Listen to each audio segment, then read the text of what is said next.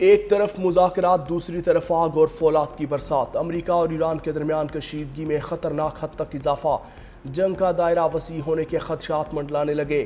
غیر ملکی میڈیا کے مطابق امریکہ نے آبنائے ہرمز کے قریب ایرانی فوجی تنصیبات کو نشانہ بنایا۔ جنوبی شہر بندر عباس کے قریب فوجی مقام پر حملے کی تصدیق۔ امریکی حکام کہتے ہیں کہ کارروائی امریکی فوجیوں اور آبنائے ہرمز میں بحری ٹریفک کے تحفظ کے لیے کی گئی۔ ایرانی میڈیا کا کہنا ہے کہ امریکی حملوں میں کوئی جانی یا مالی نقصان نہیں ہوا۔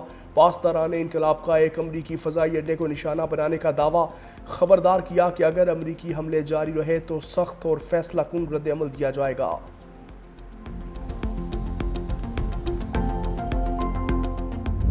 ایران کے ساتھ وہی کر سکتے تھے جو وینزویلا کے ساتھ کیا۔ پاکستان کی درخواست پر ایران کے خلاف کارروائی روکی۔ صدر ڈونلڈ ٹرمپ کا امریکی چینل کو انٹرویو، کہا ایران کو انتہائی افزودہ یورینیم چھوڑنے کے بدلے پابندیوں میں نرمی نہیں دی جائے گی۔ ایران کے ساتھ ڈیل تاحال فائنل نہیں ہوئی۔ ایران کے ساتھ مجوزہ معاہدے پر امریکہ بھی مطمئن نہیں۔ ایران معاہدے کے لیے بےتاب ہے، ان کے پاس معاہدے کے علاوہ کوئی دوسرا راستہ نہیں۔ ایران کے پاس اب کوئی لیڈرشپ نہیں رہی۔ ایران کو جوہری ہتھیار رکھنے کی اجازت نہیں دیں گے۔ امریکی صدر کی فیلڈ مارشل عاصم منیر اور وزیر اعظم شہباز شریف ایک بار پھر تعریف۔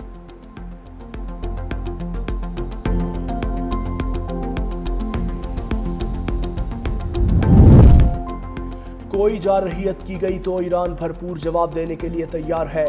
ایرانی پاسداران انقلاب بحریہ کے نائب سیاسی سربراہ محمد اکبر زادہ کا دو ٹوک پیغام، کہا دشمن کی کمزوری کے باعث جنگ کے امکانات کم ہے۔ ایرانی مسلح افواج ہر ممکن صورتحال کے لیے مکمل چوکس ہے۔ اگر ایران پر حملہ ہوا تو چابہار سے ماہ شر تک ساحلی علاقے حملہ آوروں کے قبرستان بن جائیں گے۔ ایرانی افواج ملکی سرحدوں اور ساحلی علاقوں کے دفاع کے لیے مسلسل نگرانی اور تیاری کی حالت میں ہے۔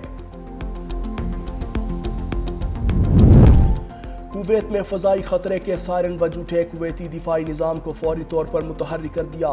کویتی حکام کے مطابق فضائی دفاعی نظام میزائل اور ڈرون حملوں کو روکنے میں مصروف۔ دھماکوں کی آوازیں فضائی دفاعی نظام کی جانب سے حملوں کو ناکام بنانے کی وجہ سے سنائی دے رہی ہیں۔ شہریوں کو الرٹ جاری کرتے ہوئے حفاظتی ہدایات پر عمل کرنے کو کہا گیا ہے، تاہم حملے کس کی جانب سے کیے گئے، اس حوالے سے تفصیلات جاری نہیں کی گئیں۔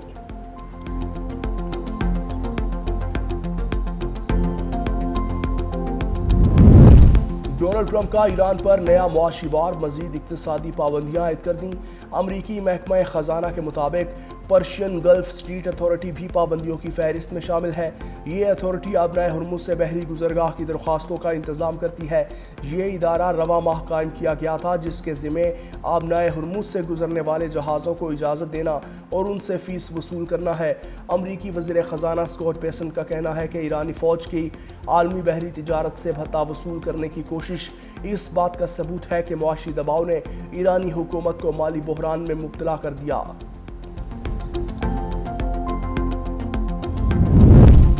یوم تکبیر دفاع پاکستان کو ناقابل تسخیر بنانے کا تاریخی دن۔ چاگی کے پہاڑوں کا رنگ بدلا تو بھارتی غرور کے رنگ پھیکے پڑ گئے۔ پاکستان نے بھارت کے 5 ایٹمی دھماکوں کے جواب میں 6 دھماکوں سے دشمن کے ناپاک عزائم خاک میں ملا دیے۔ 28 مئی 1998 دنیا حیران رہ گئی۔ پاکستان مسلم دنیا کی پہلی جبکہ دنیا کی 7ویں ایٹمی طاقت بن کر ابھرا۔ پاکستانی قیادت نے عالمی دباؤ کو خاطر میں نہ لاتے ہوئے 6 ایٹمی دھماکے کر کے اپنی طاقت کا لوہا منوایا۔ پوری دنیا میں مقیم پاکستانیوں کے سر اور سبز ہلالی پرچم سربلند ہو گئے۔ مسلح افواج اور ایٹمی حصار دشمن کے ناپاک عزائم کے سامنے آہنی دیوار۔ صدر مملکت آصف علی زرداری اور وزیر اعظم شہباز شریف کا یوم تکبیر پر خصوصی پیغامات۔ صدر مملکت نے کہا کہ 28 مئی نے پاکستان کی آزادی، خود مختاری اور ناقابل تسخیر دفاع کی ضمانت دی۔ شہید ذوالفقار علی بھٹو کی قیادت میں شروع ہونے والا ایٹمی پروگرام بھارت کی ایٹمی بلیک میلنگ کا مؤثر جواب ہے۔ وزیر اعظم شہباز شریف کا کہنا تھا کہ پاکستان ایٹمی قوت نہ بنتا تو دشمن ہر حد پار کر سکتا تھا۔ بھارت نے پہلگام فالس فلیگ سازش کا ڈرامہ رچایا، مگر قوم اور افواج پاکستان نے اتحاد سے دشمن کے عزائم خاک میں ملا دیے۔ وزیر اعظم کا شہید ذوالفقار علی بھٹو، میاں نواز شریف، ڈاکٹر عبدالقدیر خان اور ڈاکٹر سمر مبارک کو خراج تحسین۔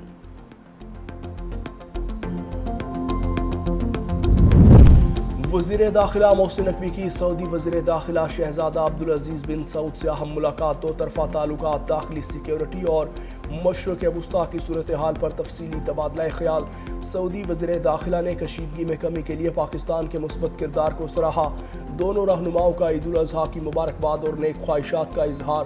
سعودی عرب میں federal constabulary special diplomatic protection unit کے 200 اہلکاروں کی ٹریننگ پر اتفاق۔ محسن نقوی نے حج انتظامات پر سعودی حکومت کو خراج تحسین پیش کیا۔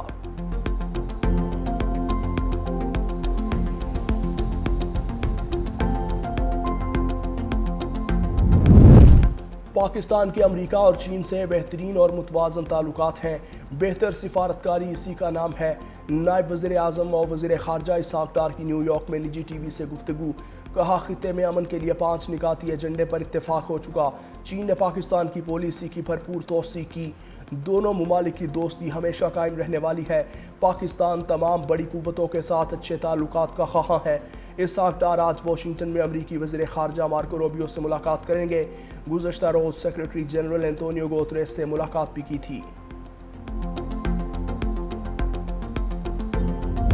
کراچی سمیت سندھ بھر میں آج موسم شدید گرم رہنے کا امکان ہے۔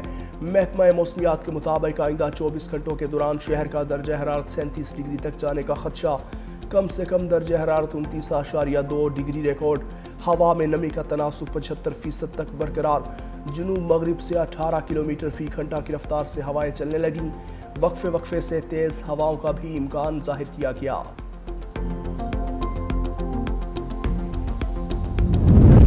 وزیر اعلیٰ پنجاب مریم نواز کی قیادت میں احسن اقدام۔ رحیم یار خان انتظامیہ نے کچے کے بچوں کے ساتھ عید کی خوشیاں منائیں۔ ڈپٹی کمشنر ظہیر انور جفار نے پیئرس لینڈ اور سٹی پارک میں بچوں کا استقبال کیا۔ بچوں نے جھولوں، کھیلوں اور تفریحی سرگرمیوں میں بھرپور حصہ لیا۔ مہمان بچوں اور اہل خانہ کے تواضع کے ساتھ عیدی اور تحائف بھی تقسیم کیے۔ ڈپٹی کمشنر کے مطابق حکومت کا مقصد پسماندہ علاقوں کو بچوں کو تعلیم، کھیل اور مثبت سرگرمیوں کے ذریعے یکساں مواقع فراہم کرنا ہے۔ ایسے اقدامات سے کچے میں امن، اعتماد اور سماجی بحالی کو فروغ ملے گا۔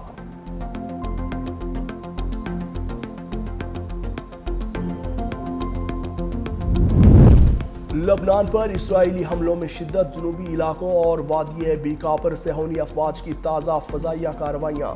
4 بچوں اور 3 خواتین سمیت مزید 31 افراد شہید، 40 سے زائد زخمی۔ اسرائیلی وزیر اعظم نیتن یاہو کی حزب اللہ کے خلاف حملے مزید بڑھانے کی دھمکی۔ روسی میڈیا کے مطابق چند گھنٹوں میں اسرائیلی افواج نے لبنان میں 180 حملے کیے۔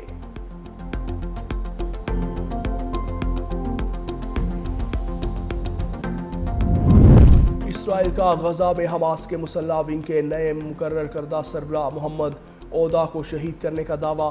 اسرائیلی فوج کے مطابق محمد عودا منگل کے روز غزہ میں ایک آپریشن کے دوران جاں بحق ہوئے۔ محمد عودا کے ایک رشتہ دار نے رائٹرز کو ان کی شہادت کی تصدیق کرتے ہوئے بتایا کہ نماز جنازہ غزہ سٹی میں ظہر کی نماز کے بعد ادا کی جائے گی۔